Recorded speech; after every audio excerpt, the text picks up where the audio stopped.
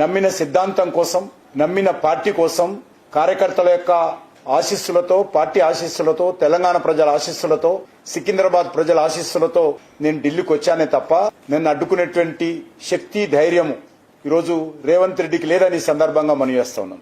ఆయన ఒక ముఖ్యమంత్రి స్థాయిలో ఉన్నటువంటి వ్యక్తి ఈ రకంగా అకారణంగా, అన్యాయంగా బెదిరించేటువంటి రాజకీయాలు పాల్పడతా ఉన్నాడు. ఒక వీధి రౌడీలాగా ఈరోజు వ్యవహరిస్తా ఉన్నాడు. ఇది తెలంగాణ సమాజం అంతా కూడా ఆలోచన చేయాలని కోరుతున్నాను. అభివృద్ధిని అంటుకుంటున్నాడు. అబద్దాలు, మాటలతో ఈరోజు బట్ట కాల్చి మొక్క మీద వేస్తా ఉన్నాడు.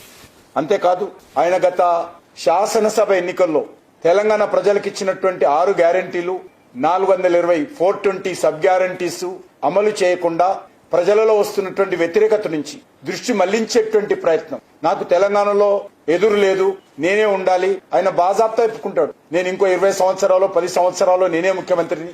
ఈ రకంగా ఆయన ఒక డైవర్షన్ పాలిటిక్స్ చేసేటువంటి ప్రయత్నం చేస్తా ఉన్నారు. ఈ రోజు ఏదైతే ప్రజలకు ఇచ్చినటువంటి హామీలో వైఫల్యం చెందాడో దాని నుంచి, ఆ వైఫల్యాల నుంచి ప్రజల దృష్టి మళ్లించేటువంటి ప్రయత్నం చేస్తా ఉన్నాడు. నేను ఒకటే అడుగుతా ఉన్నాను, అభద్రత, అహంకారంతో, నిరాశ నిస్పృహలతో నా మీద తప్పుడు వార్తలు ప్రచారం చేస్తా ఉన్నాడు.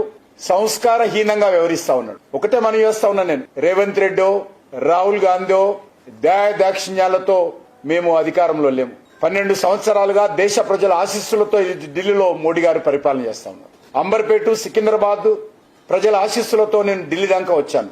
నేను రేవంత్ రెడ్డికి జవాబుదారి కాదు, నేను తెలంగాణ ప్రజలకు జవాబుదారిని, నా సికింద్రాబాద్ కాన్స్టిట్యున్సీ ప్రజలకు జవాబుదారిని.